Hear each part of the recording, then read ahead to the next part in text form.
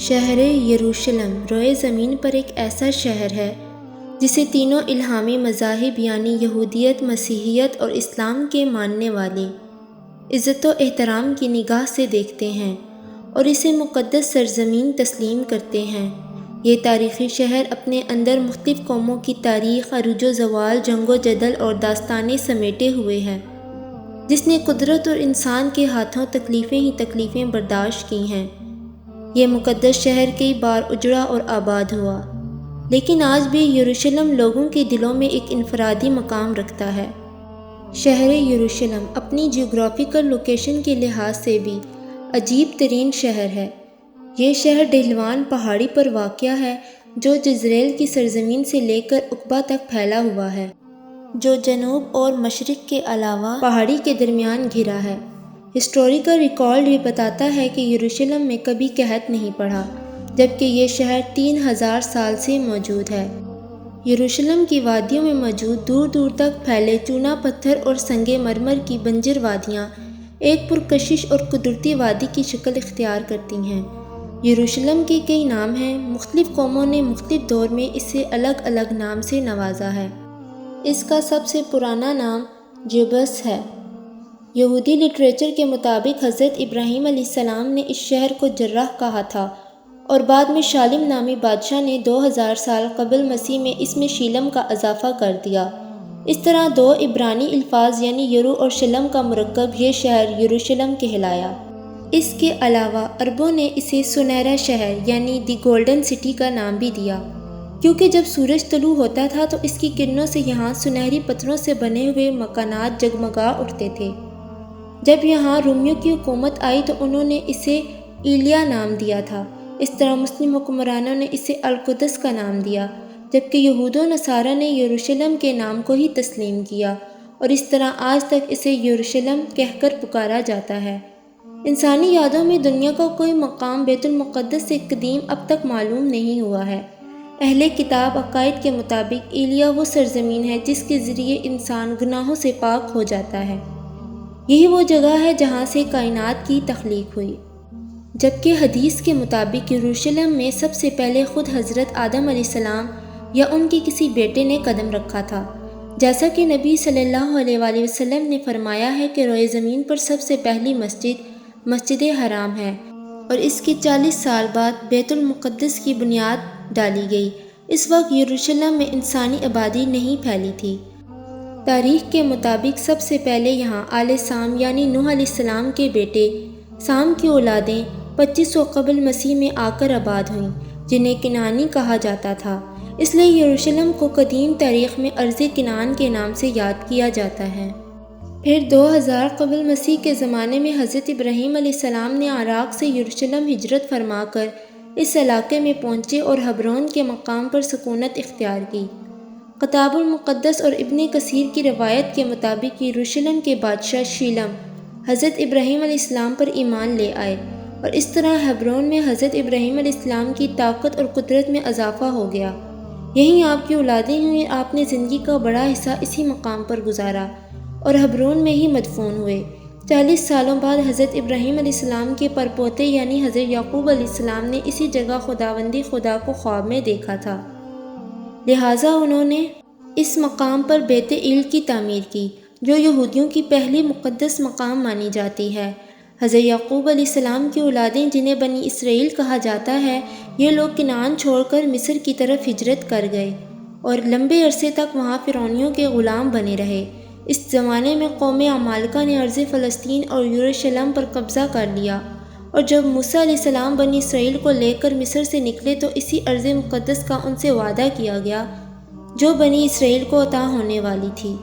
اس وقت اسرائیلیوں کی تعداد 7 لاکھ سے بھی زائد تھی۔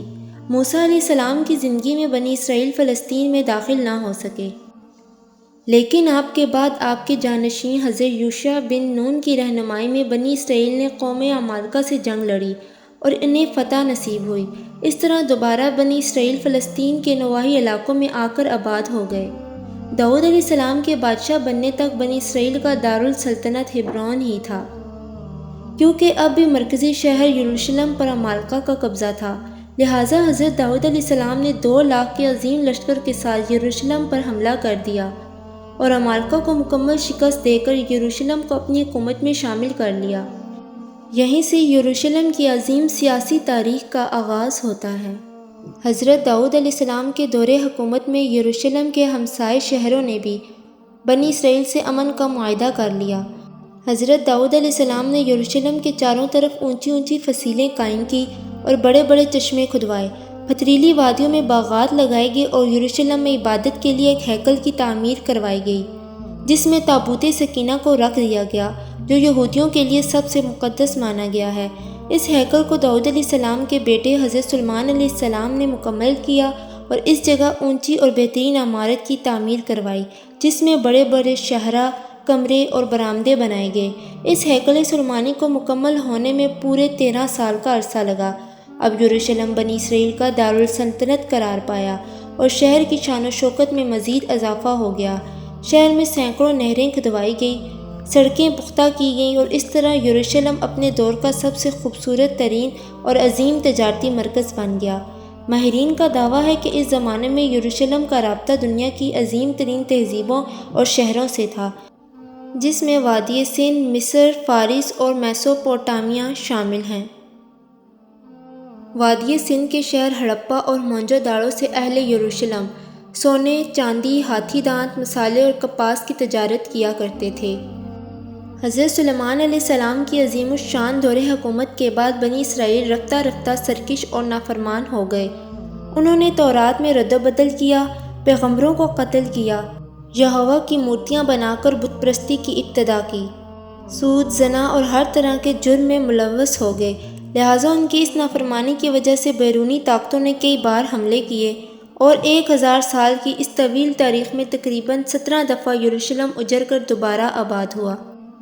ان حملوں میں شاہ مصر سیشاک کا حملہ، اشوری بادشاہ سیخرب کا حملہ، 500 قبل مسیح میں بابل کے بادشاہ بخت نصر کا حملہ، 300 قبل مسیح میں سکندر اعظم کا جنرل سکوپس کا حملہ اور سن 70 عیسوی میں رومی جنرل ٹائٹس کا حملہ تباہ کن حملے تھے۔ ان میں بخت نصر اور ٹائٹس کے حملے سے یروشلم اور یہاں آباد لوگوں کو سب سے زیادہ نقصان پہنچا۔ اس حملے میں ہیکل مکمل طور پر تباہ ہو گیا اور تورات کے نسخے جلا دیے گئے۔ اسرائیلی عورتوں کو اسیر بنا لیا گیا۔ شہر میں قتل عام ہوا، یہودیوں کے تمام مال و اسباب لوٹ لیے گئے اور یروشلم کے تمام عظیم محلات اور تعمیرات پتھر کے ڈھیر میں تبدیل ہو گئے۔ ٹائٹس کے حملے کے بعد تقریباً 5 صدیوں تک یروشلم عیسائی حکومت کا حصہ رہا اور پھر 5ویں صدی عیسوی میں اسلام کی آمد کے ساتھ یروشلم کی تاریخ میں ایک نئے باب کا آغاز ہوتا ہے۔ حضرت محمد صلی اللہ علیہ وآلہ وسلم نبوت کے 7ویں سال سفر معراج پر تشریف لے گئے۔ اس دوران آپ صلی اللہ علیہ وآلہ وسلم مسجد حرام سے بیت المقدس پہنچے اور تمام انبیاء کرام علیہ السلام کی نماز کی امامت کروائی اور پھر اسی مقام سے براق پر سوار ہو کر 7 آسمانوں کے سفر پر روانہ ہوئے۔ اس طرح کعبہ شریف و مسجد نبوی کے ساتھ یروشلم کے بیت المقدس کو اسلام کا اہم ترین مقام کا درجہ حاصل ہوا۔ 16 ہجری میں حضرت عمر ابن خطاب کی خلافت میں بیت المقدس کو یہود و نصارہ کے ہاتھوں سے آزاد کر لیا گیا اور یروشلم اسلامی سلطنت کا حصہ بن گیا۔ شافی ہجری میں اموی خلیفہ عبد الملک بن مروان نے مسجد اقصیٰ کی تعمیر کروائی اور خلیفہ عباس منصور نے مسجد کی مرمت کروائی۔ مسلمانوں کے یروشلم کو فتح کرنے کے بعد کئی عرب قبائل یروشلم میں سکونت پذیر ہو گئے اور کچھ عرصے میں ہی یروشلم ایک خالص عرب علاقے میں تبدیل ہو گیا۔ بنو عباس کی خلافت تک یروشلم اسلامی ریاست کا حصہ رہا، لیکن جیسے ہی خلافت کمزور پڑنے لگی تو 1999 عیسوی میں صلیبیوں نے یروشلم کو مسلمانوں سے چھین لیا اور یروشلم میں مسلمانوں کے خون سے ہولی کھیلی گئی۔ تقریباً 88 سال تک یہ شہر صلیبیوں کے قبضے میں رہا اور آخر کار قبلہ اول کی آزادی کی خاطر 16 جنگیں لڑ کر صلاح الدین ایوبی نے 1187 عیسوی میں یروشلم کو دوبارہ آزاد کروایا۔ صلاح الدین ایوبی کے بعد تقریباً 700 برس تک یروشلم اسلامی سلطنت کا حصہ رہا، جہاں ترک عثمانیوں نے خوب ترقی کی اور یہود و نصارہ کے لیے بھی اس شہر کے دروازے کھلے رہے۔ اور یروشلم نے تاریخ میں پہلی دفعہ اتنے لمبے عرصے کے لیے امن و امان کا دور دیکھا، لیکن پھر سال 1917 میں خلافت عثمانیہ کے خاتمے کے بعد یروشلم دوبارہ فتنوں اور فساد کا مرکز بن گیا۔ 1948 کو امریکہ، برطانیہ اور فرانس کی سازشوں سے ارض فلسطین کے خطے میں ان کی سلطنت قائم کی گئی۔ یہودیوں نے یہاں اسرائیل کے قیام کا اعلان کر دیا، لہٰذا عرب ممالک اسرائیل کے خاتمے کے لیے جنگ میں کود پڑے۔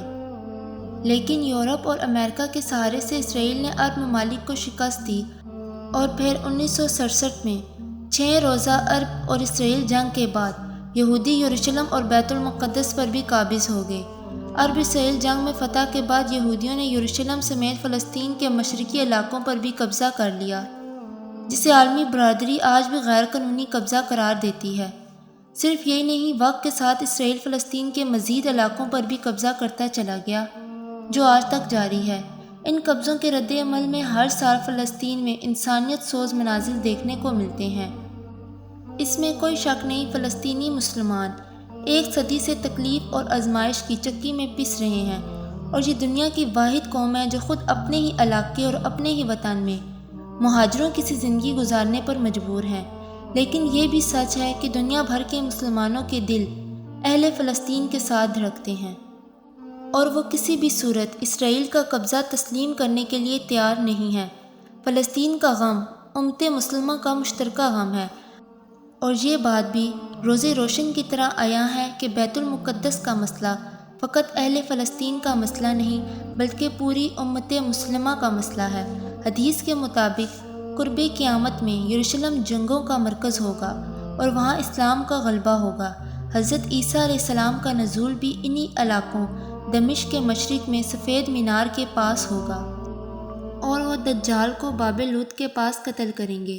باب لوط فلسطین کے علاقے میں بیت المقدس کے قریب ہے، اور اس طرح فتنہ یاجوج ماجوج کی ہلاکت بیت المقدس کے قریب جبل الخمر کے پاس ہوگی، اور قیامت کے قریب وہ وقت بھی آئے گا جب ایک مومن جماعت کے ہاتھوں مسلمان ایلیا یعنی بیت المقدس میں اسلام کا جھنڈا نصب کریں گے۔